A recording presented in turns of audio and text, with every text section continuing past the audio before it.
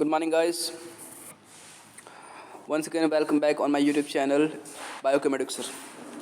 Guys, previous class में हम लोगों ने पैरेलल कॉम्बिनेशन और सीरीज कॉम्बिनेशन दोनों देखा था. ओके गाइस, अब उसी के बेसिस पर हम कुछ क्वेश्चन भी सॉल्व करेंगे, कुछ न्यूमेरिकल डिस्कस करेंगे. ठीक है, कुछ न्यूमेरिकल भी डिस्कस करेंगे हम लोग. ठीक है, सो दैट आपके स्क्रीन पर एक एग्जाम्पल दिखाई दे रहा है, एग्जाम्पल नंबर 12.8. उसमें देखेंगे इसमें लिखा हुआ है in the circuit diagram given in the figure 12.10. सबसे पहले तो आप 12.10 का ये डायग्राम देख लीजिए. This is the 12.10 figure. Guys ज़रा ध्यान से देखिए. इसमें आप लोग को दिखाई दे रहा है कि इसमें एक बैटरी लगा हुआ है, एक की है और एक एमीटर है. ठीक है, वहाँ से एक करंट पास हो रहा है, देखिए ध्यान से. और तीन रेजिस्टेंस R1, R2, R3 जो है वो पैरेलल कॉम्बिनेशन में. ओके, पैरेलल कॉम्बिनेशन में. और साथ में वोल्ट मीटर भी है जो कि उसे पैरेलली अरेंज है, अटैच्ड है. और X terminal and Y terminal आपको दिखाई दे रहा होगा, वहाँ पे ये अटैच्ड है. और फिर उसके राइट साइड में देखिएगा आप करंट नीचे की ओर आ रहा है और एमीटर से होते हुए की तक अटैच्ड होगा. ठीक है गाइस, अब इस न्यूमेरिकल को देखते हुए, इस डायग्राम को देखते हुए हमको सॉल्व करना है. क्या सॉल्व करना है देखते हैं. क्या पूछा गया हमको. In the circuit diagram you have seen now, suppose the resistors R1, R2 and R3 have the parallel value of 5 ohm, 10 ohm, 30 ohm. यानी कि तीन रेजिस्टेंसेस हैं वहाँ पर which have been connected to the battery of 12 volt. यानी कि battery का जो वोल्ट है वो 12 ओम हो गया. और 3 रेजिस्टेंसेस हैं जिसकी वैल्यू 5, 10 एंड 30 ओम रिस्पेक्टिवली है. गाइस, उसके बाद पूछा क्या हुआ है, the current through the each resistor, की हर रजिस्टर से कितना करंट पास होगा. सेकंड क्वेश्चन है total current in the circuit कितना होगा. एंड थर्ड क्वेश्चन है टोटल सर्किट का रेजिस्टेंस कितना होगा. गाइस, ऐसे 3 क्वेश्चन पूछे गए हैं. Okay, so let's see first of all solution में क्या लिखा हुआ है. देखिए R1, R2 और R3 की वैल्यू आपके पास दिया हुआ है 5, 10 एंड 30. पोटेंशियल डिफरेंस आपको बैटरी का दिया हुआ है 12 वोल्ट. ओके गाइस, अब this is also the potential difference across each of the individual resistance. Therefore, to calculate the current in the resistor, we use Ohm's law. Guys, आपको मालूम है कि Ohm's law का फॉर्मूला क्या है, V is equal to IR. Okay, तो V की वैल्यू आपको गिवन है कितनी भाई, 12 ओम है, 12 वोल्ट है सॉरी. R की रेजिस्टेंस आपको मालूम ही है. तो आपको क्या करना है, सबके लिए आपको इंडिविजुअल जो है रेजिस्टेंस सॉरी किसका करंट की वैल्यू आपको फाइंड करनी है. यस, तो करंट की वैल्यू कैसे फाइंड करेंगे आप. अगर V का फार्मूला अगर IR होता है, ठीक है, आपको V की वैल्यू 20 वोल्ट दिया हुआ है, करंट का वैल्यू फाइंड करना है आपको. और मान लीजिए एक का रेजिस्टेंस कितना है, देखिए सबसे पहले 5 ओम दिया हुआ है. इसका मतलब क्या हुआ कि I की वैल्यू क्या हो जाएगी, बोलो. 20/5 इज इक्वल टू कितना हो जाएगा, 4 ampere. So 4 ampere would be your answer. Yes, in this way 4 ampere would be your answer. Okay guys, ठीक है. एक मिनट, यहाँ पर सॉरी पोटेंशियल डिफरेंस की जो वैल्यू है वो 12 ओम है, नॉट 20 ओम. मैंने 20 एम से सॉल्व कर लिया है, कोई दिक्कत नहीं है. यहाँ पे देखिए आपके पास लिखा हुआ है कि वो पोटेंशियल वोल्ट हो गया 12 और पहले का रेजिस्टेंस हो गया 5. तो इसका मतलब है कि अगर V is equal to IR होता है तो I इज इक्वल टू हो जाएगा V/R, nothing but 12/5, that is equal to what, 2.4 ampere आएगा.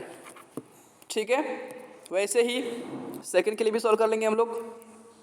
सेकंड के लिए भी वही बात है. सेकंड का जवाब कितना भाई, 10 ओम है. 10 ओम है तो करंट का आंसर क्या हो जाएगा, क्या हो जाएगा बोलो, V/R. V का आंसर है 12 और रेजिस्टेंस से कितना है 10, तो आंसर हो जाएगा 1.2. देखो यहाँ पे 1.2 लिखा हुआ है. सिमिलरली फोर्थ का भी आंसर हम लोग निकालेंगे 0.4, सॉरी थर्ड का भी आंसर आ जाएगा 0.4.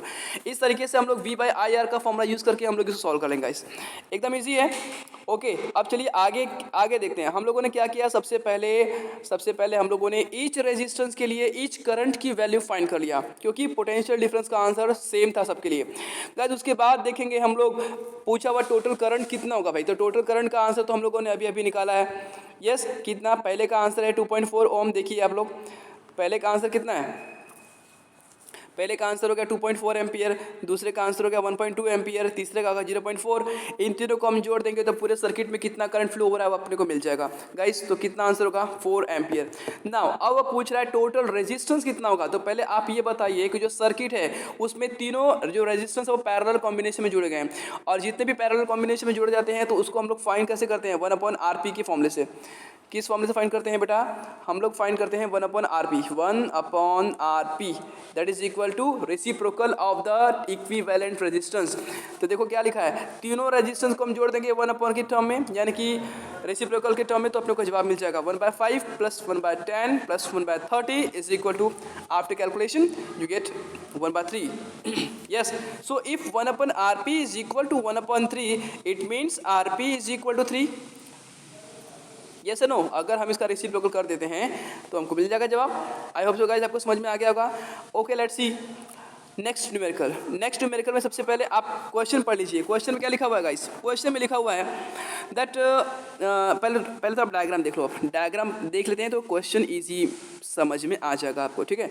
डायग्राम में क्या दिया हुआ है, सबसे पहले आपके सामने स्क्रीन पर दिख रहा है, ये हुआ आपका बैटरी, ठीक है, ये हुआ आपका बैटरी। अब बैटरी में ये पॉजिटिव हो गया, ओके तो पॉजिटिव वाला जो है, पॉजिटिव वाला जुड़ा हुआ है इस बॉक्स से और निगेटिव वाला जुड़ा हुआ इस बॉक्स से। गाइस आपको याद होगा प्रीवियस क्लास में मैंने आपको बताया था कि एक रेयोस्टेट नाम का एक बॉक्स होता है। रेयोस्टेट का मतलब होता है इसमें different value of resistance connected रहते हैं, ठीक है। अब देखिए ये रेयोस्टेट जैसा ही काम कर रहा है। अब इसमें R1 और R2 पैरेलल कॉम्बिनेशन में है, इसमें R3 R4 R5 parallel combination में है। इन दोनों का एक आंसर होगा कॉमन और एक इन दोनों का कॉमन होगा आंसर, ठीक है। हमको पहले इन दोनों को सॉल्व करना होगा, एक इसको सॉल्व करना होगा और इसको सॉल्व करना होगा। फिर जो भी आंसर आएगा समझ लीजिए कि लेट्स सपोज इसका आंसर अगर x आता है, इसका आंसर अगर y आता है, तो इसका मतलब है कि x वाला पॉजिटिव से अटैच है और y वाला निगेटिव से अटैच है, ओके। और इस तरीके से इन दोनों के बीच में एक एमीटर अटैच है। इस तरीके से हमको ये टॉपिक दिया गया है। चलो देखते हैं क्वेश्चन क्या पूछा गया है। क्वेश्चन एकदम इजी है गाइस, सॉरी। क्वेश्चन क्या लिखा हुआ है, R1 = 10 Om, R2 = 40, R3 30 Om, R2 20 ohm and R5 60 ओम दिया हुआ है एंड 12 वोल्ट बैटरी भी कनेक्टेड किया हुआ है guys. Now calculate the total resistance and the total current in that. Very easy numerical guys, एकदम इजी है। कैसे देखेंगे, सबसे पहले तो ये बोलना चाहूँगा कि एक काम करते हैं, पहले इसको मैनुअली सॉल्व कर लेते हैं, एकदम ईजी है। एक मिनट, रेजिस्टेंस की वैल्यू क्या थी, R1 = 10 10 40 30 10 40 30, okay 10 40 30 20 60, just wait, it is 10, it is 40, it is 30, it is 20 and this is 60, okay तो इस तरीके से हम लोगों ने रेजिस्टेंस की वैल्यू को लिख दिया है। अब आप बताइए कि ये दोनों, ये 10 और 40 जो है आपस में पैरेलल कॉम्बिनेशन में है। पैरेलल कॉम्बिनेशन में होने का मतलब क्या लिखेंगे, 1/RP = टेल मी गाइस क्या लिखेंगे हम लोग, क्या लिखेंगे जल्दी बताइए। अगर पैरेलल कॉम्बिनेशन में है तो हम लोग लिखेंगे भाई 1/RP = होगा 1/10 + 1/40। अब इसका एलसीएम ले लेंगे, जो भी आंसर आएगा कितना आएगा, 1/10 + 1/40 का एलसीएम 40 होगा गाइस। तो 40 होगा तो इसका मतलब है कि इट शुड बी 50/40, यस। तो 50/40 हो गया इसका आंसर। अच्छा अब अगर हम इसको देखते हैं, 30 है, 20 है और 60 है, सिमिलरली इसको भी सॉल्व कर लेंगे। तो कैसे होगा भाई, 1/30 + 1/20 + 1/60 का आंसर जो भी आएगा that would be your another 1/RP। अगर हम इसको 1/RP में मानते हैं इसके लिए, तो इसके लिए मान लेंगे 1/RP डैश, ठीक है। अब जो भी आंसर आएगा जो भी आंसर आएगा ये हो जाएगा अपना रेजिस्टेंस, मगर अभी टोटल रेजिस्टेंस नहीं हुआ गाइस। कैसे, इसका आंसर कितना आया था भाई 50/40 आया था, इसका आंसर भी कुछ ना कुछ होगा। जब हम इन दोनों को जोड़ देंगे तब आपका आंसर आएगा टोटल रेजिस्टेंस वैल्यू। बात समझ में आ गया, ठीक है। मगर एक बात और याद रखना है, क्या कि जैसे कि अगर इसका जवाब लेट्स सपोज 1/RP का आंसर 50/40 आता है तो इट मीन्स RP = क्या हो जाएगा, RP = होगा 40/50। अपने को RP निकालना है बेटा, 1/RP तो फॉर्मूले के अकॉर्डिंग निकल गया, but as per the question हमको RP निकालना है। तो RP पहले R1 R2 के लिए निकाल लेंगे, वैसे ही RP हम लोग निकाल लेंगे किसके लिए, R3 R4 एंड R5 के लिए, और फिर इन दोनों को जोड़ेंगे तो जो भी आंसर आएगा वो आपका फाइनल आंसर रहेगा, टोटल रेजिस्टेंस रहेगा।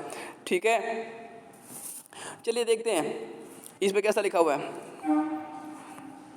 देखिए इसमें क्या लिखा हुआ है भाई कि suppose we replace the parallel resistors R1 R2 by an equivalent resistors of the resistance R dash। similarly we replace the parallel resistance। मतलब ये तो पढ़ने की जरूरत नहीं है, आप सीधे न्यूमेरिकल का कैलकुलेशन देखिए क्या लिखा हुआ है, जैसे मैंने बताया था वैसे किया हुआ है।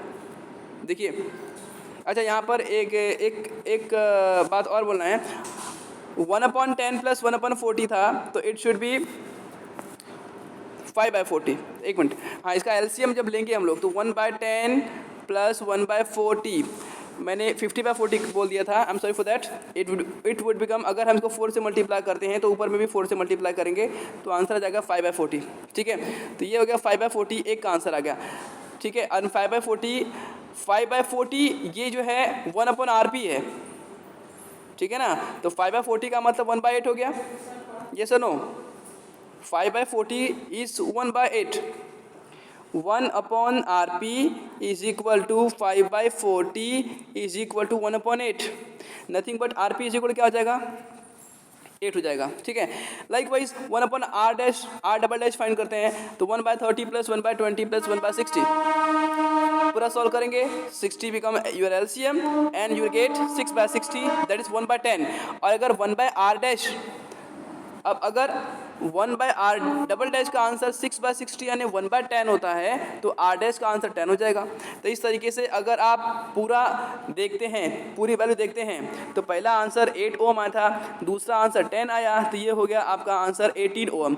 This is the final answer of your resistance. ठीक है, अच्छा उसके बाद देखते हैं, उसके बाद देखिए हमको टोटल करंट की वैल्यू पूछा होगा इस, तो टोटल करंट कितना आ रहा है, तो टोटल करंट के लिए हम लोग इक्वेशन यूज़ करेंगे ohm's law, V is equal to IR। Yes, हमारे पास टोटल रेजिस्टेंस है, टोटल पोटेंशियल डिफरेंस कितना दिया बेटा, 12 वोल्ट का दिया हुआ है, तो I का आंसर क्या आ जाएगा 12 यानी 12/18 आ जाएगा। What ever may be the answer आपके सामने है। सॉरी, समझ में आ गया होगा आपको। ठीक है, चलो अब इसके आगे हम लोग देखते हैं